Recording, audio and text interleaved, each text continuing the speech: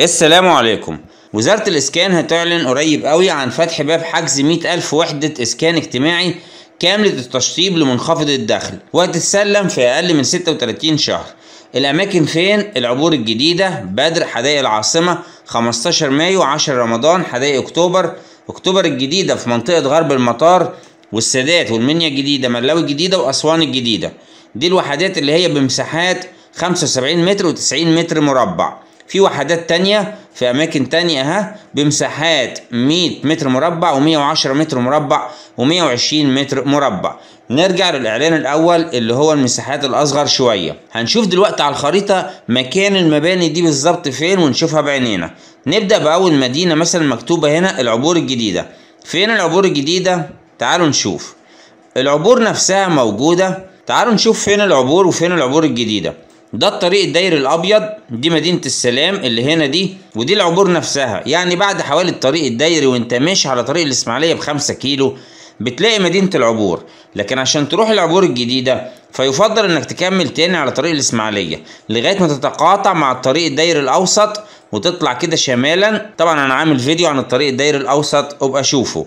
بتطلع كده شمالا هتلاقي هنا العبور الجديدة. هتمشي بعد الطريق الدائري 17 كيلو وتمشي في الطريق الدائري الأوسط 10 كيلو عشان توصل للمساكن دي. المساكن دي مدينة العبور، ودي مسافة كبيرة لعمق 10 كيلو كده شمالا. موازي ليها العبور الجديدة هنا في المنطقة دي. هنلاقي هنا دي المساكن اللي نازله في الاعلان الاخير ده، الاساسات والمساكن اللي اتبنت.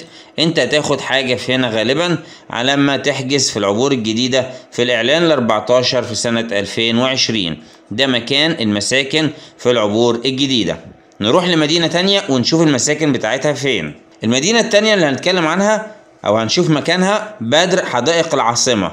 فين حدائق العاصمه؟ في مدينه بدر. مدينه بدر هي المدينة الموجودة على طريق السويس شمال العاصمة الإدارية، يعني بيفصلها عن العاصمة الإدارية طريق السويس. لما نطلع على مدينة بدر ونمشي في طريق السويس ونعدي كمان مدينة الشروق ونعدي مدينة اليوبلس الجديدة هنلاقي مدينة بدر.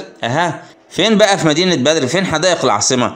حدائق العاصمة هي المنطقة الموجودة في أقصى شرق مدينة بدر، يعني جنب الطريق اللي هو الدائري الإقليمي. ده الطريق الدائري الإقليمي اللي بيخترق العاصمة الإدارية نصين. برضو أنا عملت فيديو عنه اسمعوا لو ما شفتوش. هتلاقي هنا جنب الطريق الدائري الإقليمي في مساكن جديدة بتتبني هي دي مساكن حدائق العاصمة، موجودة آخر مدينة بدر من شرق كمان المنطقة الصناعية في مدينة بدر.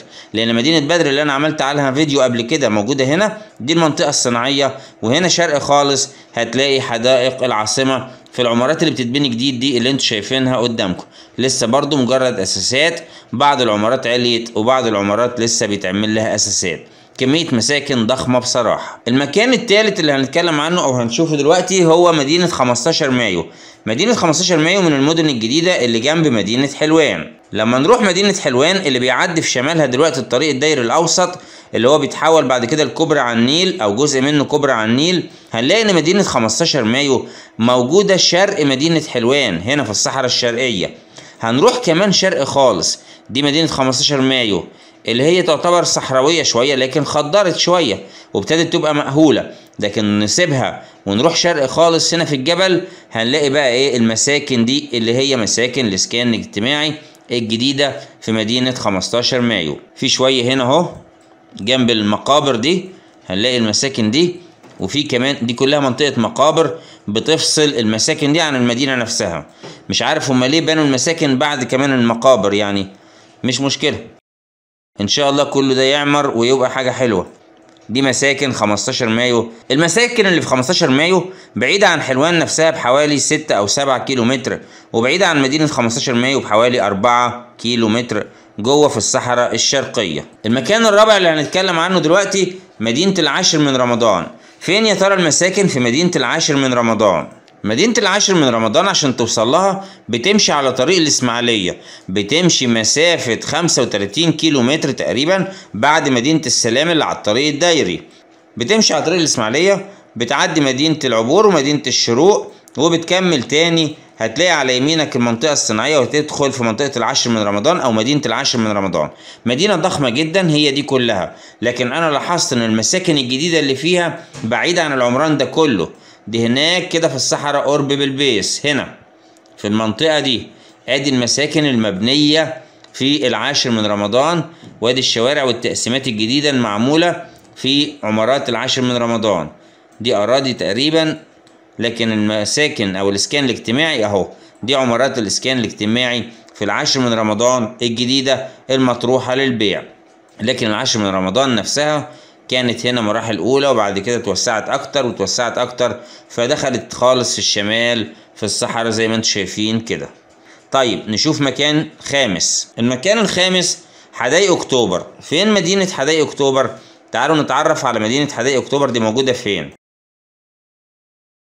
أنا كنت عملت فيديو قبل كده لمدينة 6 أكتوبر، فهتلاقي مدينة حدائق أكتوبر ما بين 6 أكتوبر وما بين منطقة الهرم في النص هنا. يعني دي حدائق الأهرام، وده الأهرامات الجيزة ها، دي حدائق الأهرام. المنطقة الصحراوية دي هي مدينة حدائق أكتوبر. هنلاقي المساكن هنا موجودة في الحتة دي عند العلامة دي. هنا المساكن الجديدة اللي اتبنت في حدائق أكتوبر، يعني تعتبر قريبة يمكن شوية عن 6 أكتوبر نفسها، مش بعيدة زي بقية الأماكن اللي شفناها دلوقتي. دي حدائق أكتوبر، ودي المساكن بتاعت حدائق أكتوبر. في مدينة تانية نقولها بالمرة اللي هي أكتوبر الجديدة. طيب دي مدينة أكتوبر الجديدة يا جماعة، اللي هي دي منطقة 800 فدان اللي اتبنت واتسكنت من زمان، او يعني ابتدت اتحجزت كلها تقريبا. فلما بنوا جديد بقى قال لك غرب المطار. رحت انا اشوف فين غرب المطار ده، لقيت هنا فعلا في الصحراء خالص جوه في مطار اهو اسمه مطار 6 اكتوبر. ده مدرج طيران، بس المطار ده بعيد خالص جوه الصحراء غرب. ده انا لقيت كمان غرب المطار اهو المساكن يعني انا لقيت كده مش عارف دي اطلال قديمه ولا مساكن جديده. لا دي مساكن جديده بتتبني بس في وسط الصحراء. انا استغربت خالص لموقع الاسكان الاجتماعي بتاع مدينه 6 اكتوبر الجديده. دي العمارات اللي في 6 اكتوبر الجديده، ودي على طريق الواحات تعتبر، اللي هو ده الازرق ده اسمه طريق الواحات رايح الواحات البحريه. هي قريبه ليه شويه وهيعملوا لها طرق تانية. دي منطقه غرب المطار، منطقه في الصحراء تماما بعيده عن اي عمران، بعيده عن اكتوبر وعن اكتوبر الجديده وعن حدائق اكتوبر. مش عارف برضو ليه عملوها بعيد خالص كده. تعالوا بقى نشوف فين مدينة السادات. مدينة السادات وانت طالع على طريق مصر اسكندرية الصحراوي، بعد مسافة حوالي 100 كيلو بتلاقي المدخل بتاع مدينة السادات، او 80 كيلو من مدينة القاهرة. هي دي مدينة السادات اللي انتوا شايفينها هنا. برضو مدينة حلوة ونموذجية وجديدة ومن المدن الكويسة. لكن الاسكان الاجتماعي الجديد اللي في مدينة السادات يا ترى اتعمل فين؟ اتعمل هنا بعيد كده شوية؟ لا مش هنا، بعيد اكتر. تعالوا نشوف فين. اهو هنا العمارات اللي انتوا شايفينها دي، لا مش هي دي كمان. اهو هنا خالص جوه في عمارات كده بتتبني، يعني حتى لسه ما عملولهاش شوارع، لكن اكيد كله متخطط ومتقسم. مساكن هنا هي، وفي مساكن تانية هنا هي. وهقول لكم دلوقتي المسافة قد ايه بين المساكن دي وبين مركز مدينة السادات نفسها. المسافة بين المباني دي والمساكن الجديدة دي وبين مدينة السادات نفسها حوالي 9 أو 10 كيلو متر. طيب نشوف مدينة تانية. المدينة اللي بعد كده اللي هنشوفها مدينة المنيا الجديدة. طبعا المنيا دي نروح للصعيد شوية، ننزل عند مدينة المنيا. دي ملاوي، ادي المنيا، دي المنيا. فلما نروح المنيا الجديدة اللي هي دي غرب المنيا بشوية، غرب المنيا على هضبة كده عالية، فلقيت المساكن معمولة هنا في المكان ده. دي مساكن جديدة، اسكان اجتماعي او اسكان حاجات تانية، درجات مختلفة للاسكان معمولة هنا في المناطق دي. مناطق بعيدة شوية شمال شرق المدينة بحوالي 5 كيلو متر. ملاوي الجديدة هيبقى موقعها غرب مدينة ملاوي، هنا في المكان ده، هنا في الحتة دي في الصحراء دي الغربية، بين الوادي او بين الخضرة دي وتون الجبل وبين الطريق الصحراوي الغربي اللي هو ماشي هنا ده. لكن لسه مفيش اي اثار لاي مباني لقيتها في منطقة ملاوي الجديدة. مدينة اسوان الجديدة، تعالوا نشوف فين اسوان الجديدة. ننزل للصعيد خالص نروح اسوان، هنلاقي ادي مركز اسوان او مدينة اسوان اهي اللي هي هنا دي. هنتجه شمالا شوية قصاد كده الخطارة والكوبري الجديد بتاع اسوان. الكوبري الجديد بتاع اسوان هو اللي بيخدم على مدينة اسوان الجديدة، وادي مدينة اسوان الجديدة.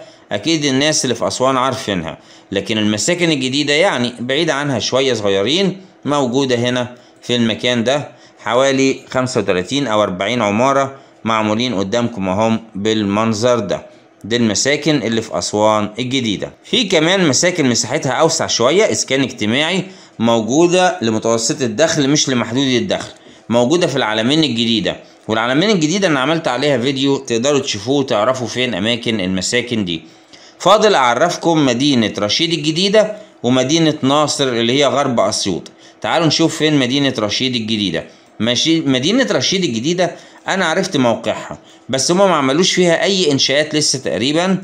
موقعها هيبقى فين؟ لما نهر النيل بيصب في مدينة رشيد شمال خالص بيبقى فيه المكان ده. دي مزارع غليون للأسماك.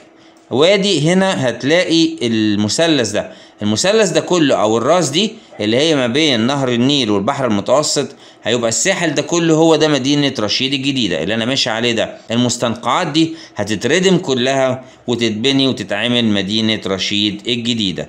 الصورة بتاريخ 2020 لكن مش باين فيها أي إنشاءات أو حاجات اتعملت في المدينة الجديدة دي. فاضل مدينة ناصر غرب أسيوط. فين مدينة ناصر غرب أسيوط؟ أقول لكم تعالوا نروح مدينة أسيوط نفسها. وانت في مدينة أسيوط بتمشي في طريق كده عشان تروح فين؟ عشان تروح المطار اللي هو الطريق ده طريق بيجي من منقبات كده، من بلد اسمها منجبات هناك أو منقبات بيوديك المطار. في طريق تاني اللي هو برضو جاي من هنا من جنوب أسيوط وبيروح بيك المطار. هتلاقي هنا على الطريق ده شوية مباني صغنططة كده اها، المباني دي هي دي مدينة ناصر غرب أسيوط.